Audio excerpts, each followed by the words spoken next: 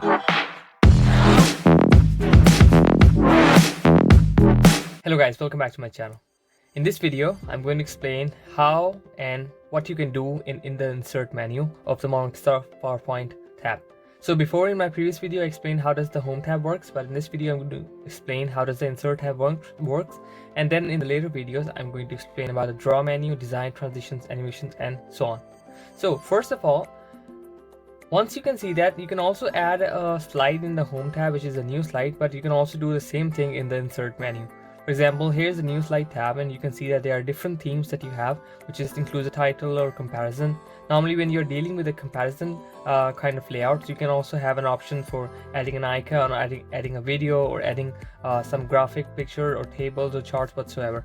So normally it's recommended that you just use a simple tab, which is like the blank one. So the good thing about the blank tab is that you can have more range and you can have more options to do things with it. For example, you can add a table inside, or you can add something, whatever you want, like icons or shapes, anything that you want. You have more space and you have more availability of things. Okay.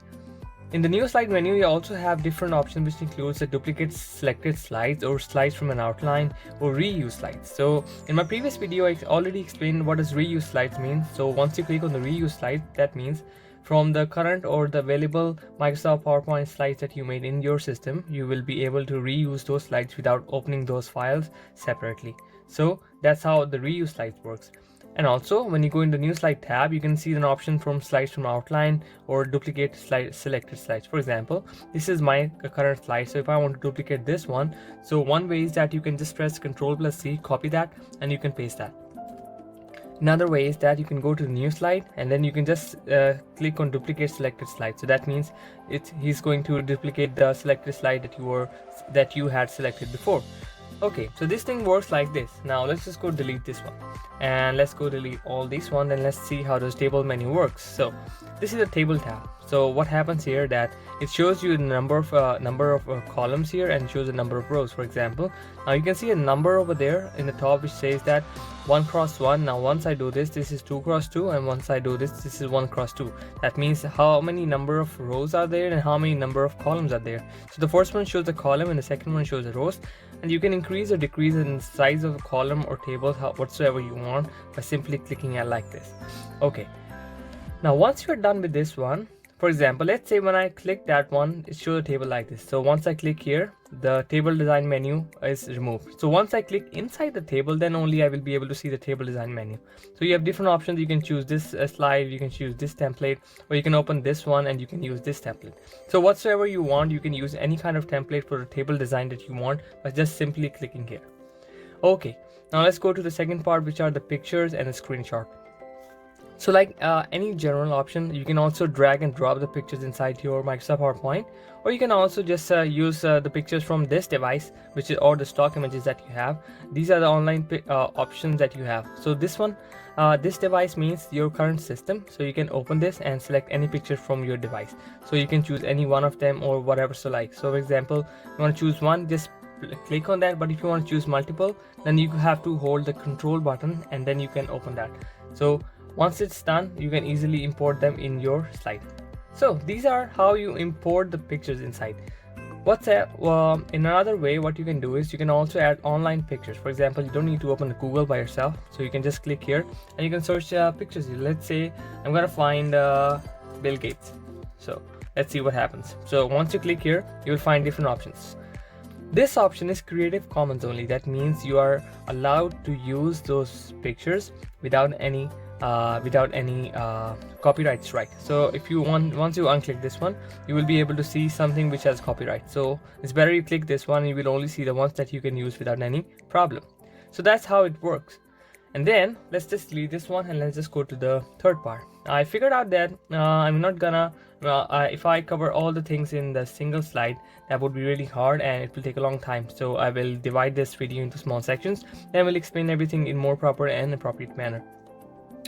Okay, let's go to screenshots. So this is the screenshots that you can see. So one thing is that there are available windows that you have. For example, My current window is open is this mic, and you can see this mic client, and once you click on this one, that means it's going to find the available windows that are open, and it's going to take a screenshot for that. For right now, my available windows is one is a YouTube studio that's open.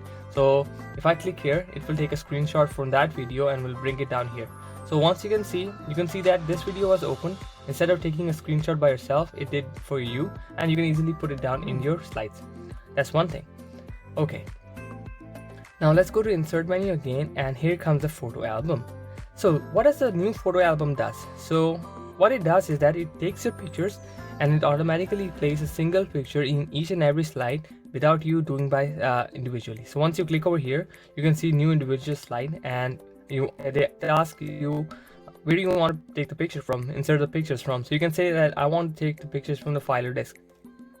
Once you click this one, you have these options. So let's say if I'm going to click this one and select them insert. So now what it's going to do is that it's going to select all these pictures. We are going to select all these pictures, or you can just say all pictures black and white. I don't want this one, but I will select all these pictures, and the layout option has fit to slide, or you have other options like pictures one or fit to slide or other options. So once you are done with this one, you can click on create and it will do something for you. So now this is your photo album. What it did is that it made a first slide and shows that photo album by Heather Niaz, and here comes my slides one by one. Another thing that you can have or you can do to make your slides more beautiful is that you can use a design ideas. So design ideas is normally available in the newer features. So those who don't have Microsoft 365, I'm sorry, you can't use that thing for now. So but if you want to see what it does with this one, you can see that how it works. So now you can see that it looks more beautiful, right? So you don't have to think by yourself, but rather the computer thinks for you and gives you more design ideas without you thinking too much about it. You can also use similar design patterns, or you can use the same design patterns. And if you also click on see more design, it will show you how these things can be presented in a more beautiful way. So I think this is enough for today, and I will close up here, and for the next video I'm going to continue from the same part where I left, which is the shapes and icons, and then we will move towards till the end of the slide, where I will also show you how you can record your own videos in Microsoft PowerPoint. Because normally for the virtual conferences nowadays, you have to present the Microsoft presentations, so it will be much easier and much easier and helping for you guys to make your videos more interesting and more interacting. I hope you guys like this video. If you haven't watched my previous videos, do watch them, and if you haven't subscribed my channel, do subscribe my channel because I need your support, guys. And till then, take care. Allah Hafiz.